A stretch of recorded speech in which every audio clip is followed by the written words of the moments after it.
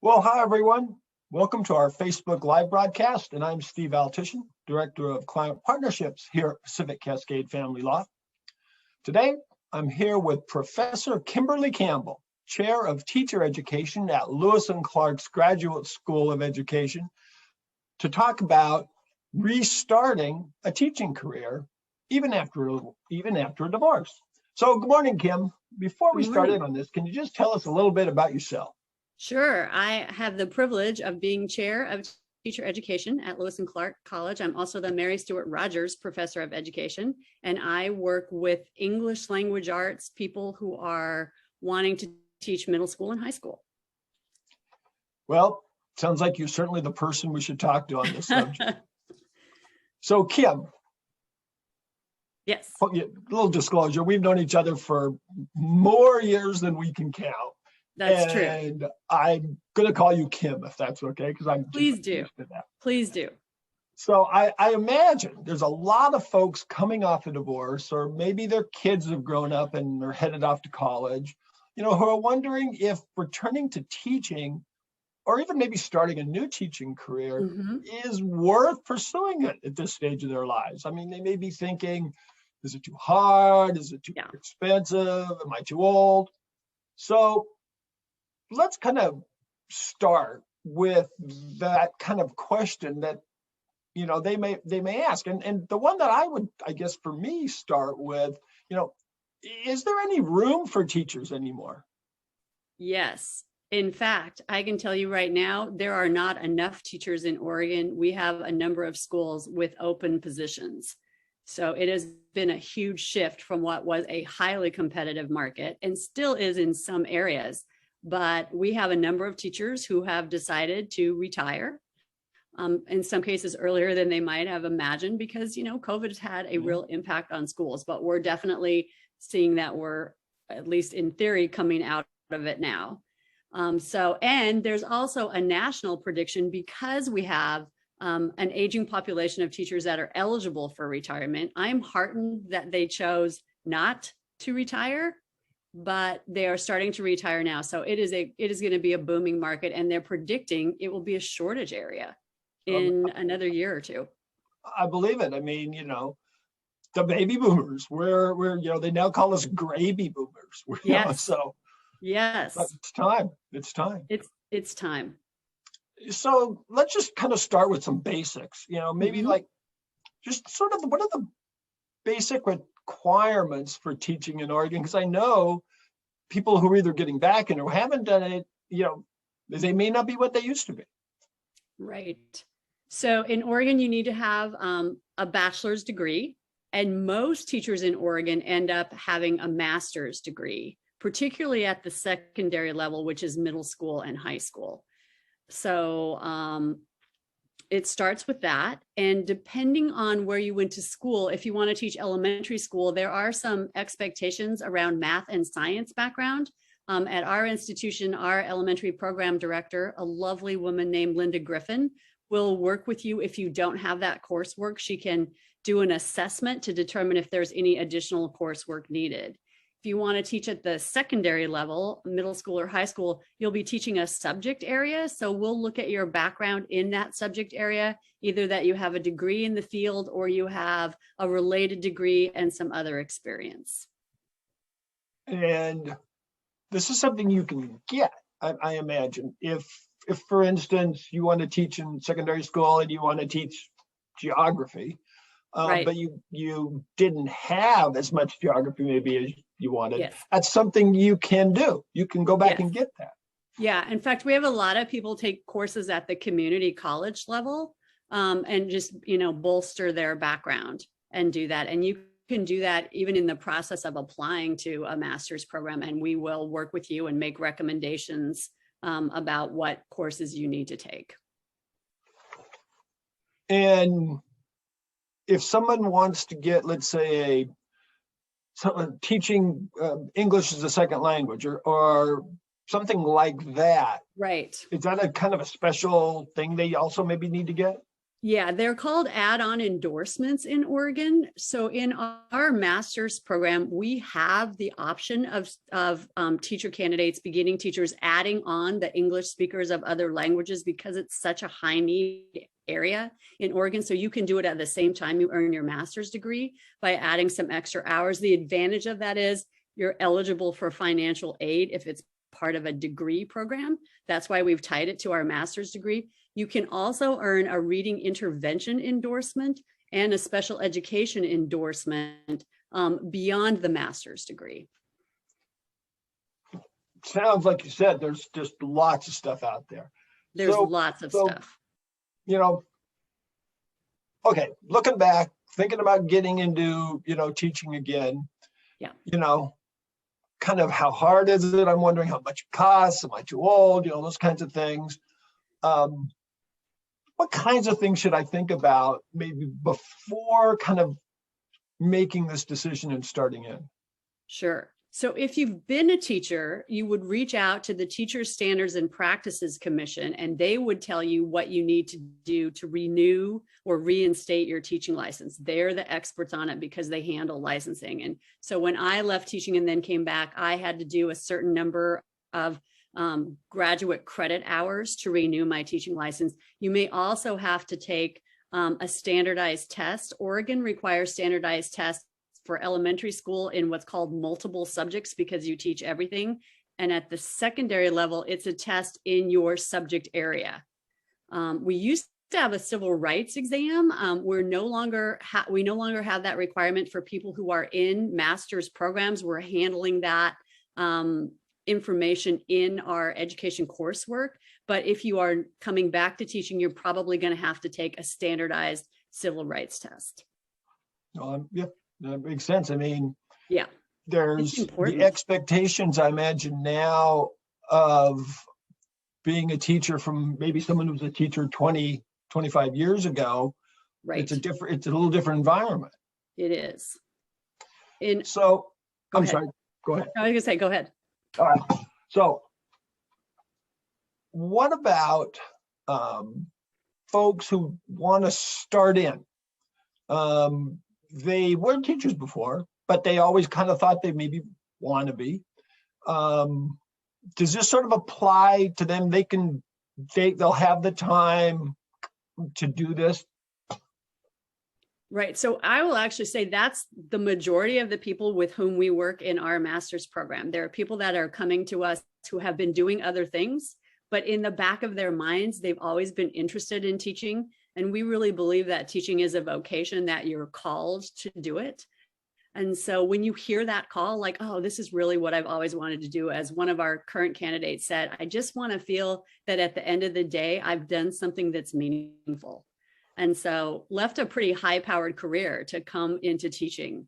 And also is a parent of 3 school-age children, and finds that ultimately the teaching profession is going to allow her to balance both being a parent and having a profession that she really feels good about.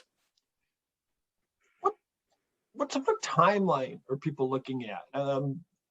I'm assuming they can't get back into teaching in 30 days. I mean, I don't know. Right. So if you've been a teacher, you may be able to get back in a matter of months by doing these additional courses and any required testing. If you're starting a master's program, our master's program is a 13-month program. We start in June and then run to July of the following year. It's a full-time program with coursework and a year-long student teaching or teaching practicum experience. You start in June, so if someone's thinking about it, now we're in right, early October. Yes. When do they kind of need to start actually like applying or doing something? Right. So our application are due just after the first of the year, so early January. We are having and hosting information sessions now. So we have a virtual information session that you can access through our website. And then we also do some Zoom information sessions, both for elementary and for secondary, so that you can meet with a faculty member as well as interested other applicants and get a better sense of how the program works. And then apply in January. We try and make our decisions for applicants by early March, so that you can go through the financial aid process and get all set up. And then we start the middle of June with orientation and coursework.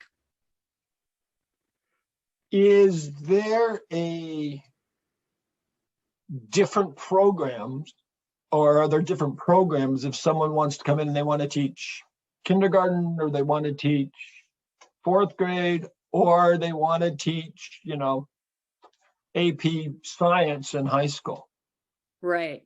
So interestingly, Oregon has what's called a K-12 license, which is a little misleading because it's actually a K-12 license, but what you can teach is based on your endorsement.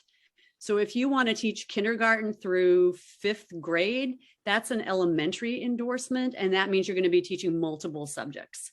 So smaller, one class of kids, but you teach everything.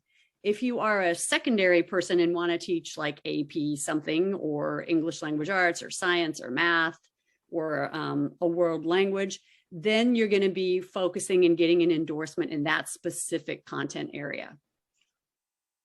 Are those actually like different programs at Lewis and Clark? So if I'm going to be one, I'll go into that, and I'm going to that. Right. Is that how that works? They are. We put a lot of emphasis on making sure you're prepared to teach multiple subjects. So in our elementary program, you learn how to teach literacy, you learn how to teach math, social studies, science, PE, and art, because you're teaching everything. In the secondary program, you're learning how to teach your content area. So I teach a class called Teaching Language Arts to Adolescents in the fall. And then in the spring, we look at curriculum and instruction in the field of English language arts. So, okay, hold on. Just between you and me, is math that hard now? Oh my gosh. It's like a barrier for me thinking, I don't think I could teach math anymore. So what's changed about math is that it's focusing more on process as opposed to just coming up with the answer, like really helping kids understand, how did you come up with that answer? So you're not just memorizing formulas, which is what I felt like I was doing in geometry and could never figure out why. Yeah. So what's great about math is at the secondary level, they actually have what's called basic and advanced math, so that if you want to teach middle school, you could choose to do a basic math endorsement, so you don't have to have the higher level of math expertise like calculus. But we also have an advanced math level for people who really love and are passionate about math. If I want to get one of these extra endorsements, is that part of this 13-month program, or is that going to be in addition to that, or how's that work? Great. So in our program, if you want to add English speakers of other languages, it adds another 4 to 6 weeks to your program, but you would be finished in August. But you'll be taking additional classes in how to meet the needs of English speakers of other languages. They are our fastest growing population in Oregon. And so really being able to speak to their needs is important. I want to be clear, we talk about how to work with those students in our full-time MAT program. But if you want to specialize in that, if that's really your passion, then you can add on that additional endorsement. If you want to do a special ed endorsement or a reading intervention endorsement, you can add that on. Those classes are all in the evenings, so you can add it on while you are teaching. So you can get, in a lot of cases, 13 months and be ready to go. Ready to go. So let's talk a little bit about how your program is structured. Maybe follow us through the 13 months a little bit. Sure. So our summer is designed to give you some foundational backgrounds that we're going to build on. So you take a class that looks at, I call it the 30,000 foot view of education: social, historical, ethical foundations. How did we get where we are? And really looking at some of the challenges that we're facing in schools. For example, the school to prison pipeline, because we aren't always making thoughtful decisions about discipline. You'll also look at in elementary child development, in secondary adolescent development, what's going on in the heads and the bodies of the students with whom we're working. You'll take a class called culturally responsive teaching, which will help you think about English speakers of other languages, but also all kids. What unique gifts do they bring to the classroom, and how do we create curriculum that builds on those backgrounds and gifts? And then you'll take a content area elective or a subject area elective in the secondary program. So for example, problems and statistics for folks earning a math degree, or economics if you're getting a social studies degree. And in English language arts, it's teaching young adult and children's literature. If you're in elementary, you're going to take a PE class, an art class, an introductory math class, and an introductory literacy class. This is all in the summer portion. This is all in the summer. Then in the fall, you will be working at your school practicum site. So you're in a classroom working with what we call a mentor teacher for an entire year. And you are again taking classes that provide those foundations. So a content area class. In our secondary program, we do a literacy and teacher research class because everybody teaches literacy regardless of your content area. You'll also we have a seminar class that really allows you to explore the profession of teaching and also what's happening at your practicum site. So it looks at issues related to that, as well as getting our candidates ready for the assessment method we use in their student teaching practicum. So they're doing that. So there's a lot of coursework that interchanges and exchanges with your practicum site. So it feels both theoretical and practical at the same time. It seems like it's a really rounded way to not only get you into teaching, but to, expand your ability to teach. Right. We had a language arts candidate this year that had a change in her placement unexpectedly. Her teacher had to take a leave of absence. And so she was not yet in a placement for a week or two. And she commented on how much more powerful it is now that she's in a classroom practicum experience and can connect what we're talking about in classes with what she's seeing out at her practicum site. So it's really important that they have this practicum experience. It's also really challenging because you have to figure out how to balance being a graduate student and working as a teacher candidate. So we work really hard with our students on how to do that. We spend a lot of time talking about balance and self-care and developing habits of resilience because teaching is hard work, and we want our folks to stay in the profession. So we're really grounding them in that experience while they're in the program. That makes so much sense. You're not dooming them to fail. Right. By not getting them really ready. So I will tell you, I am the example of a teacher who taught for 3 years and then burned out and left the profession. So I've lived that experience and didn't feel valued and didn't feel like I was doing anything other than teaching myself right into the ground because I was working so hard. So I can draw on that experience and talking with candidates about what I wish I would have known going in, because when I came back to teaching, I had a much better skill set for finding that balance. That makes sense. So I know we talked about this once about kind of a model that you use. I don't know, did you call it cohorts? We do. We use a cohort model. What is that? So this also goes to this notion of resilience. We want our teacher candidates to know each other well and feel supported by each other. So we create, in the secondary program, they are mixed subject area cohorts. They run between 18 and 22 students, and they will have at least one class every term together. And so they get actually quite close with each other and they socialize and support each other because they're all sharing this same experience.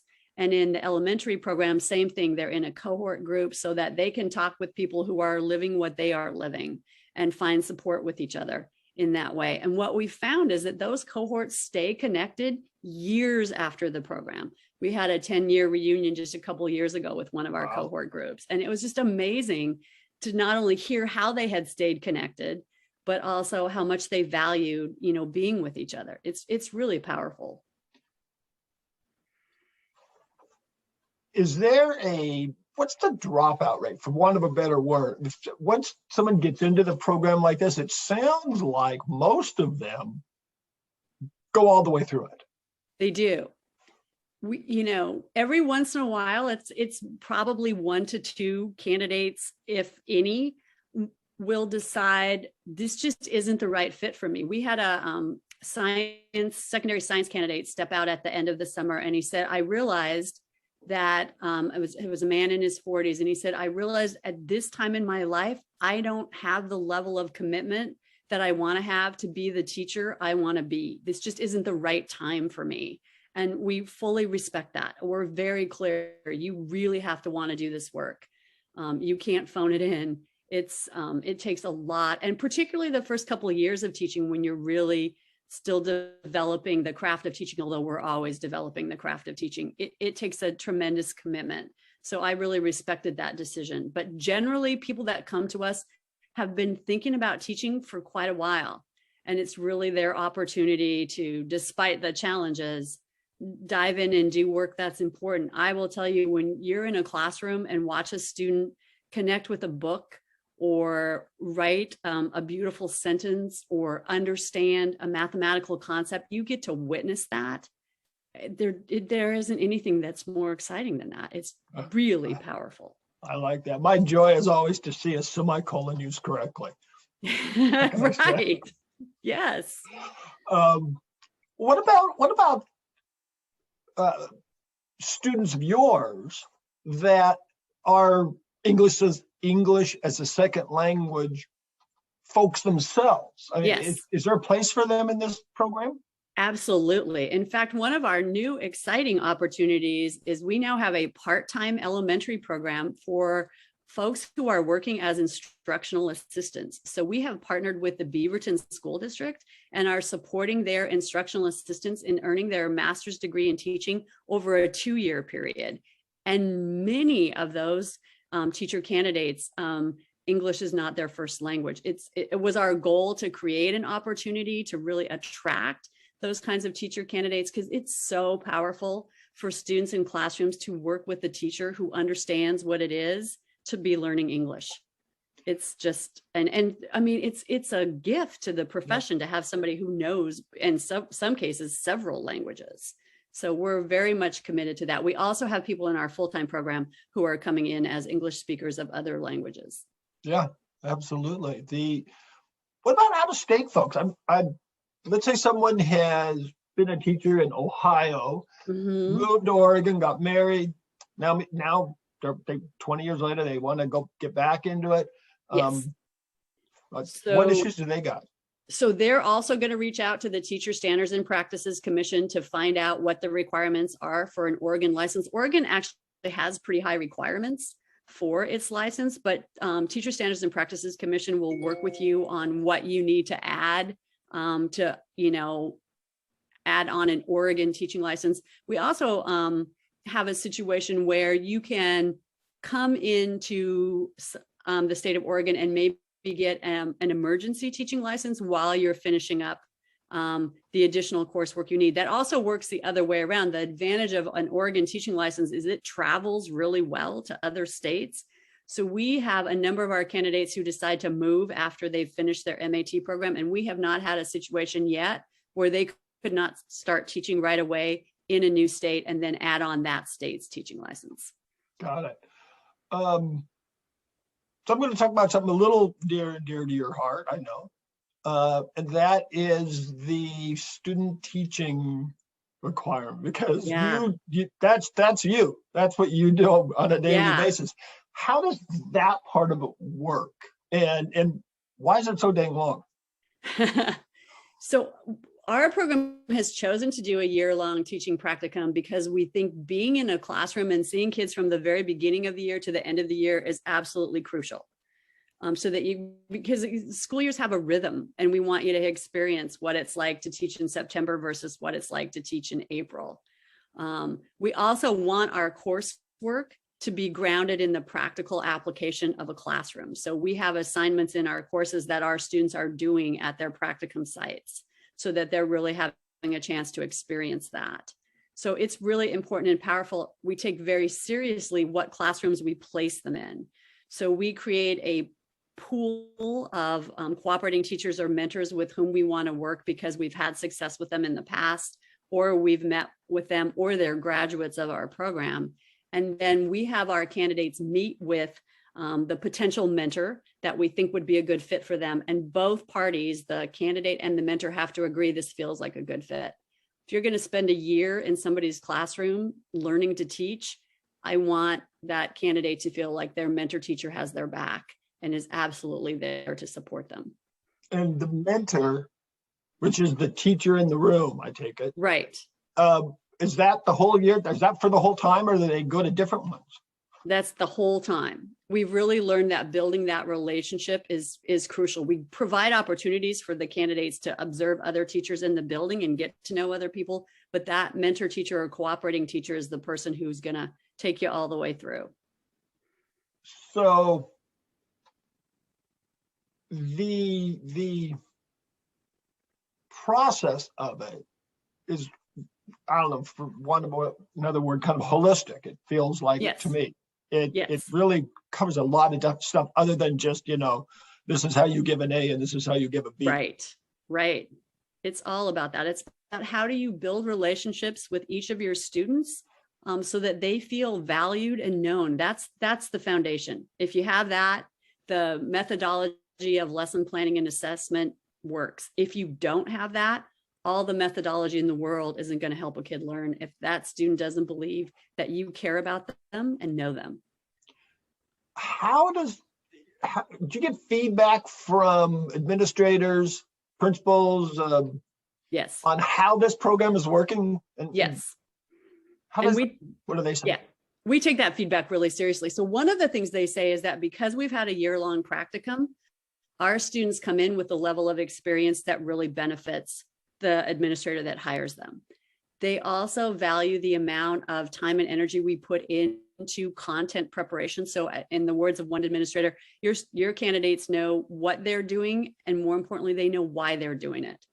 So they're very skilled in meeting the needs of each student in the classroom because each one of them is unique. And you talked about this a lot. I just kind of wanted to, I guess, emphasize that, someone teaching 10, 20 years ago, there's a diversity of topics that could scare them from not wanting to re-enter, but it seems like you cover a lot of that. We do. And we start, as I said, with that intentional focus on knowing the cultural background of each of your students. So this program sounds really, really cool. And it sounds like it's the type of thing that really fits the kind of people I'm kind of talking about, at least today, which are either people coming off of a divorce or their kids have left. You get it? You get those people? Oh, we get tons of those people. I just had a candidate last year who was, balancing meeting the needs of his elementary school age son because he and his wife had recently been divorced, and also learning to become a teacher. And it was really fun. We were doing mostly online teaching then. So his son frequently was attending our class sessions. So we got to know him in addition to knowing his dad. I like it. Now, this is a commitment.